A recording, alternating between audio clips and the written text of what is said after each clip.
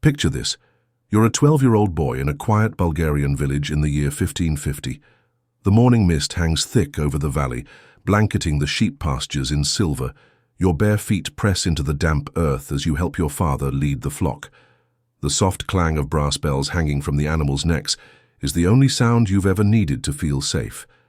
In the distance, smoke curls from the chimney of your stone cottage, where your mother is baking warm bread and setting out goat's milk. Everything tastes like home. Everything feels unshakable until it isn't. If you want to learn the kind of history your teacher never told you, hit that subscribe button and comment below. Tell me where in the world you're watching from. It begins with a thunder, a rhythm of hooves on cobblestone that doesn't belong to your village. Your father stiffens. His face turns the color of unbaked dough. Your mother drops the clay jug in her hands and it shatters across the floor. The sound is like a prophecy. Everything is about to break. You know that sound. Everyone in your village does. The Sultan's men have come. You hide behind a wooden cart, peeking between the slats. The Ottoman officials dismount their horses in silence. They wear silk robes that should be dusty from the journey, but they are spotless. Their eyes sweep over the villagers with a calculating gaze, less like soldiers, more like merchants inspecting a shipment of livestock. One of them raises a finger. He points. At you. Your mother falls to her knees, screaming words they don't understand, or maybe just don't care to. Your father doesn't move, he doesn't plead. He knows what pleading brings. Death. They take you. They say you're being chosen to serve the Sultan. They tell your parents this is an honor, that you'll be trained for greatness. But as they lift you into the back of a cart, your mother's cries become smaller and smaller, fading behind you with every jolt of the wheel. That sound will echo in your mind long after you forget what your home smelled like, or what your father's voice used to sound like when he told stories at night. You are 12 years old, and your new life begins in that cart, dragged away not as a guest of the empire, but as its property. They call you chosen. But it doesn't feel like a blessing, it feels like being erased. The journey to Istanbul is your first taste of the empire's cruelty. You travel not as a guest, but as part of a line of stolen children, boys like you, torn from homes across the Balkans, marching under armed guard like cattle headed towards something none of you understand. You sleep on dirt. You eat what little they throw at you, stale bread, thin soup. Some nights you're too cold to sleep at all. When it rains, there's no shelter. When someone cries, no one comforts them. Weakness isn't tolerated. By the second week, boys start to disappear. One of them, a pale, quiet child from a village near yours, collapses during the climb through a rocky pass. He doesn't get up. The guards don't stop. They step over him and keep going. That's when it sinks in. No one is coming to save you. You learn to stay quiet, to watch everything, to never fall behind. A boy beside you whispers his name. Nikos. He's older, maybe 14, taken from a Greek fishing village. He tells you to forget your name soon because it'll be forbidden. He tried to run on the third night, but they caught him before he made it a mile. They beat him in front of the rest of you. His screams were so loud they startled the birds from the trees. That night no one slept. You try not to look weak. You stop crying. You move like a ghost, silent and small. When the guard's eyes scan the line, you shrink into yourself. You've already seen what happens when they notice a boy too much. The nights are the worst. Boys go missing. You hear whispers. Some tried to escape. Some couldn't take it anymore. Their beds are empty in the morning. No one dares to ask where they went. By the time you see the towers of Istanbul piercing the horizon, your legs are trembling, but not from exhaustion. You know this isn't the end of the nightmare. It's just the gate. And when the great city finally rises before you instead of wonder, you feel dread. The minarets, the golden domes, the marble courtyards, they aren't beautiful to you. They look like traps. And somewhere deep inside, you know, once those gates close behind you, you won't be a person anymore. You'll be something else. You enter the palace through gates taller than any house you've ever seen. Marble glistens beneath your dust-covered feet. The air smells of jasmine and iron. You've never seen so many guards. Or silence. Everything inside the Topkapi Palace feels like it's watching you. You're taken to a courtyard where the remaining boys, Those who survived the march stand in rows. A man in fine robes reads from a scroll, calling out names that don't belong to any of you yet. The selection begins. They inspect you like livestock. An official grabs your jaw, turns your face side to side, checks your teeth like you're a horse. Another tugs at your arms, notes your height. A third asks if you can count in your native tongue. When you do, he frowns. That's not the right language anymore. They speak to each other in Turkish, a language you barely understand, and occasionally in Persian. You begin to realize that how you look matters more than who you are. Clear skin, straight posture, bright eyes. All signs that you might be useful. One boy, a dark-haired Albanian with a stutter, is dismissed without a second glance. Another, with an angelic face and musical voice, is led away almost immediately. He doesn't look back. They divide you into two groups. The first, those with intelligence or beauty, are sent to the palace school, the Enderun. That's where they say the future viziers are trained, the administrators of the empire. The second group, less favored, will become janissaries, soldiers molded from stolen childhoods. You are placed with the first group. At first, it feels like survival, maybe even luck, but the way the guards smile tells you otherwise. Their smiles are too long, too knowing, not kind. They give you a new name, Mehmet. It feels foreign in your mouth. Wrong. But no one asks you if you like it. Your name is now a command. You're escorted through twisting corridors into a dormitory where dozens of boys are already waiting, lying on silk-covered beds that feel more like cages. There are no windows, only polished walls and the sound of boys trying not to cry. Your wooden cross is still in your pocket, the one your mother pressed into your hand when they dragged you from home. That night, as you fall into a restless sleep, you hold it like a piece of your soul. By morning, it's gone, confiscated. Your identity, faith, name, language is being peeled away piece by piece. You're not just being educated, you're being erased. Life inside the Enderun begins quietly. There is no ceremony, no welcome, no comfort, just a long hallway dimly lit, lined with closed doors. The dormitory you're assigned to smells like polished wood and new fabric, foreign, sterile, too quiet. That night, you sleep in a narrow bed lined with silk sheets. They're meant to feel luxurious. Instead, they remind you of how far you've fallen from the simple warmth of your family's wool blankets.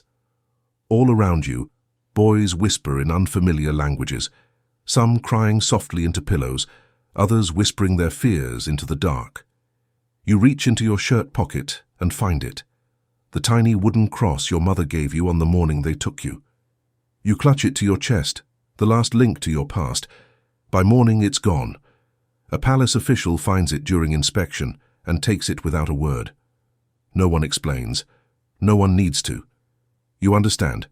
Your old life is being erased, piece by piece. Later that day, you're brought into a small courtyard. An official stands in front of your group and announces your new names. One by one, your identities are replaced. When your turn comes, they call you Mehmet. You don't protest. You bow your head. That too is part of survival. Then comes the conversion ceremony. It's formal, elegant, and completely unchosen. You're led into a chamber with high ceilings and domed arches where a man in ceremonial robes recites prayers. You repeat the words, though you don't understand them. You're told this is a moment of honor, that you've entered a new world, but deep down, you know the truth. This isn't faith. It's obedience. Later, you're given new clothes, new sleeping quarters, and a new schedule. Everything is regulated. Your meals, your movements, your lessons.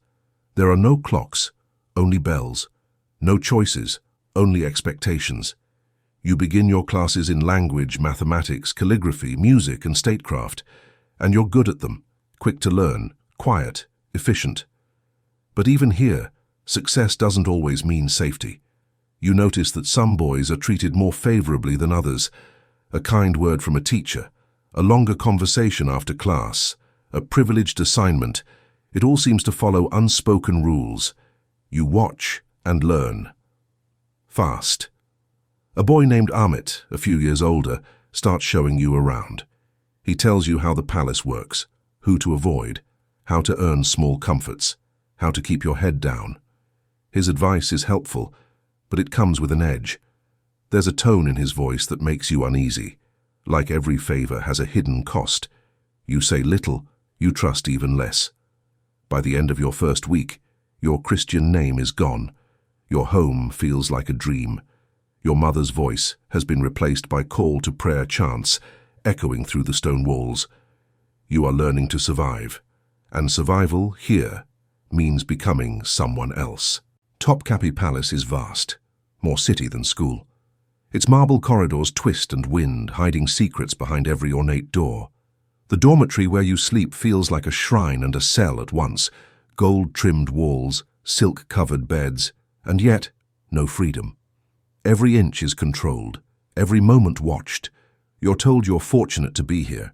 You're reminded that others, less clever, less refined, were sent to the barracks to train as soldiers. They sleep in tents and swing swords in the sun while you study under chandeliers and speak in 3 languages. But none of it feels like fortune. Not when silence becomes a second skin. Not when every smile carries weight. The guards monitor everything. They're not cruel exactly, but they are precise. If you step out of line, punishment follows. A boy caught whispering in his native tongue is made to kneel in the courtyard for hours. Another who tried to sneak a letter home never returns from the supervisor's chambers. And then there's the hierarchy. Older students carry more than experience. They carry influence. They decide which of the younger boys get protection, or tutoring, or peace. You learn that a well-placed word from an upperclassman can make your life easier, or much harder. To survive, you adapt. You learn to smile just enough. You excel in your studies. You hide your emotions when officials pass. You never mention your old religion, your old name, or your family. You've already seen what happens to boys who do. The curriculum is demanding. Language, literature, mathematics, history, diplomacy. You begin to think in Turkish now. You translate poetry in Persian. You copy calligraphy for hours, fingers sore but steady, and you're good at it. Not because you love it, but because your life depends on it. You keep your head down, but your eyes stay open. You see how the palace functions, not just as a school but as a system. One that molds boys into future advisors, commanders, scribes, but also into people who understand power through quiet submission, who learn that success sometimes comes from giving in, and that dignity can be a fragile thing. There are moments sometimes when you forget the pain, when a lesson fascinates you, or when a teacher praises your writing. You remember what it feels like to be proud of yourself, but then something happens. A look, a whisper, a door closing behind someone late at night, and you're reminded. This place was not built for your joy. It was built to shape you, and you're still not sure into what. As weeks blur into months, palace life becomes a routine, strict, polished, and unrelenting. You rise before dawn with the call to prayer, then march to morning lessons beneath the watchful eyes of instructors and supervisors. Every hour is scheduled, every word monitored. You learn quickly that discipline is the highest virtue here, not curiosity, not joy. Discipline. A mistake in class earns public correction. Speaking your old language gets you extra chores. Questioning authority? Unthinkable. The system doesn't break rules, it breaks spirits. Yet beneath this polished order, something more complicated stirs. A hidden economy of favors, whispers, and quiet alliances. Older students help younger ones, sometimes out of kindness, sometimes for influence. Some boys earn privileges by excelling in studies or chores.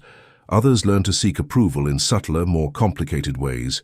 You walk a careful line. You study hard. You speak little. You keep your posture straight and your eyes low when instructors pass. When an older boy offers help, you thank him politely, but stay cautious. You've seen what happens when someone trusts the wrong person too easily. Small things begin to matter more than they should. A fresh piece of bread, a moment of solitude in the courtyard, an extra blanket on a cold night. These comforts become currency in a world where control is prized and softness is rare. You're not alone in this quiet war for balance. Dmitri, once cheerful and free-spirited, has changed. He's quieter now, always near the instructors, always a little too careful. He receives extra tutoring, nicer shoes, newer books, but his eyes seem hollow. You wonder if that's the price of favor. Another boy, Milos, keeps to himself.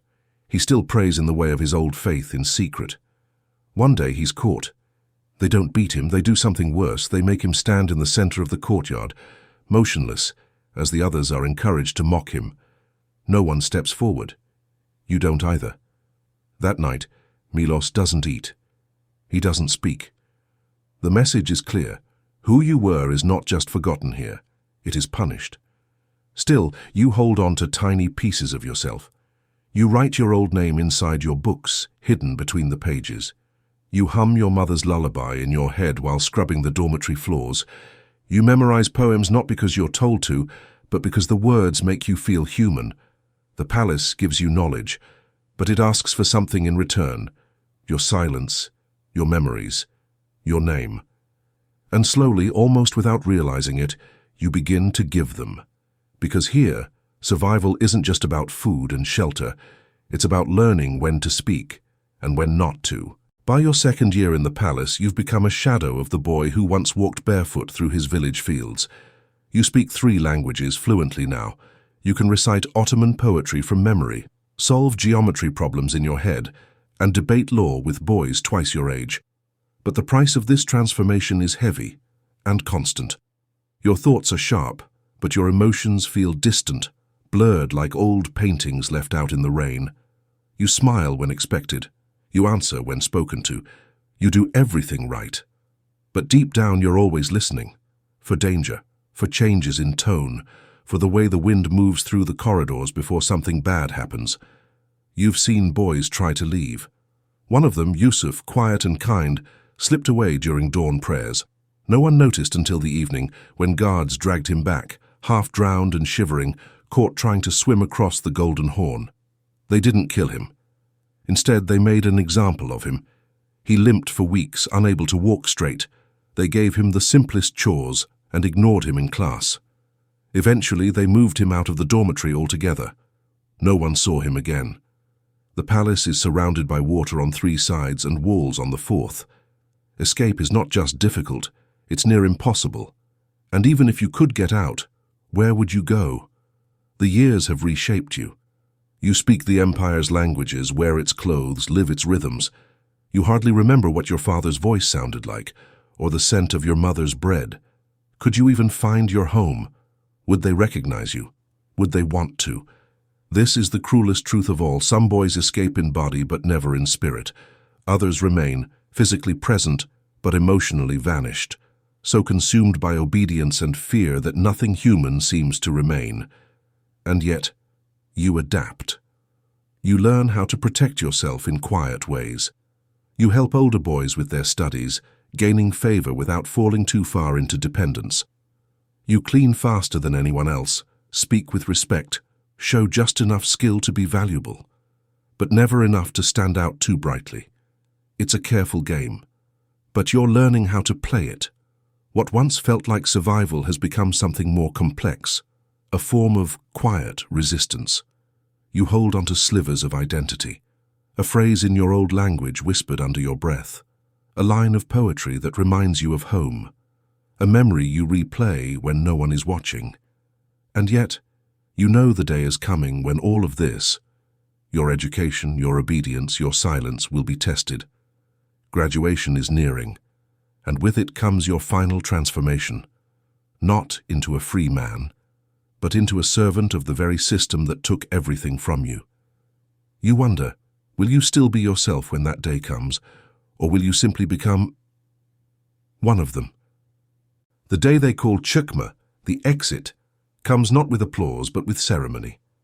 After years inside the palace walls, you and the other surviving boys are brought into a great hall beneath domed ceilings and flickering lamps. Your robes are spotless, your posture perfect. You're no longer a child. You are something else now, fluent, educated, trained, but also reshaped. The officials read names from a scroll, matching each boy to his new assignment. Some will become scribes, others governors' aides. A few are sent to military posts. Their voices do not tremble, their eyes do not question. When they call your name, you step forward in silence. Your new station is one of honor, they say. You have proven yourself through years of discipline and refinement. You will serve a pasha in the imperial court as an advisor in training. It is a prestigious appointment. You nod, you bow. Inside, something withers. Because you know the truth. This isn't just a job. It's a continuation of the same system. A chain of obedience that now runs through you. You are being given power, but only because you have already submitted to it. As you leave the palace for the first time in years, the city feels different. You don't feel free, you feel prepared. That's what the palace does. It prepares boys to uphold the very empire that broke them. You realize with a sickening clarity that the men who trained you, your instructors, your supervisors, even the guards, had once been boys like you, taken, rebuilt, redeployed. And now, you are one of them. You think of Dmitri, who learned to smile before he could grieve, of Milos, who chose quiet faith over safety, of Stefanos, who disappeared without ever truly being seen. Their stories are stitched into yours. And though you survived, by studying, by submitting, by enduring, you did not escape unchanged. None of you did. Years from now, people will praise the Enderun system as a marvel of education. They will speak of administrators it produced, of the poets and generals who came from its halls. They will walk through Topkapi Palace on guided tours, marveling at its architecture, its mosaics, its elegant silence. They will not speak of you. They will not mention the price. But we must, because empires are not built only with stone, gold, and maps, but with children's stolen voices, bent identities, and broken silences. You, the boy who once tended sheep in the misty hills of your homeland, now walk in embroidered slippers through the courts of power. You speak with confidence, you make decisions, you carry yourself with pride, but deep inside, you still remember the wooden cross taken from your hand, the sound of your mother's voice fading behind the cart, the echo of your own silence, and that memory, that quiet truth, is the last part of you the palace could never steal.